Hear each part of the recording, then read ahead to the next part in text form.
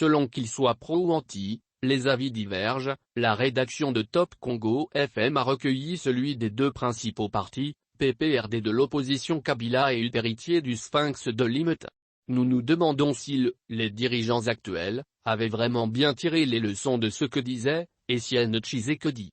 Aujourd'hui, l'UD ne peut pas se comparer au régime du Raïs Joseph Kabila que ce parti a combattu, estime, sur Top Congo FM, le secrétaire permanent adjoint du PPRD.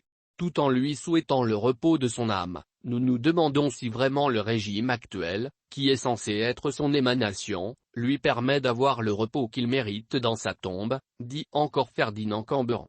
Quand on écoute même le discours du pape, on leur demande d'éviter le détournement des deniers publics, d'être conciliants quand ils conduisent même le processus électoral seul. Je me demande si ce n'est pas Dieu qui a envoyé le pape pour venir rappeler au régime de Félix Tshisekedi de suivre ne fût-ce que ce que disait son père.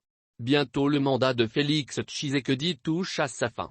S'il veut bien honorer son père, qu'il organise des élections démocratiques, transparentes, libres et crédibles, encourage Ferdinand Camberan. Nous, ses enfants, ses héritiers idéologiques, sommes sur sa ligne. La majorité d'entre nous est dans la bonne direction. Etienne Tshisekedi doit certainement être fier de nous, estime de son côté Mepete Kazadi, cadre de l'UD, député provincial de Kinshasa. Nous voulons rester sur sa ligne.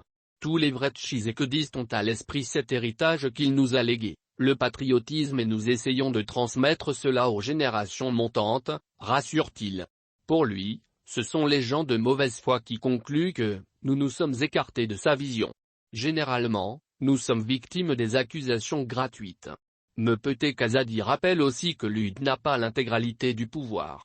Il partage son pouvoir avec les autres forces politiques qui n'ont pas forcément la même idéologie que nous.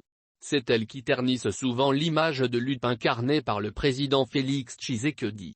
6 ans après la mort d'Etienne Tshisekedi, il se souvient de lui comme un homme de conviction humaniste vers le bien commun, un démocrate engagé, un homme courageux qui ne reculait devant rien, un homme compatissant capable de sacrifier toute sa vie pour la cause commune, la liberté et la démocratie.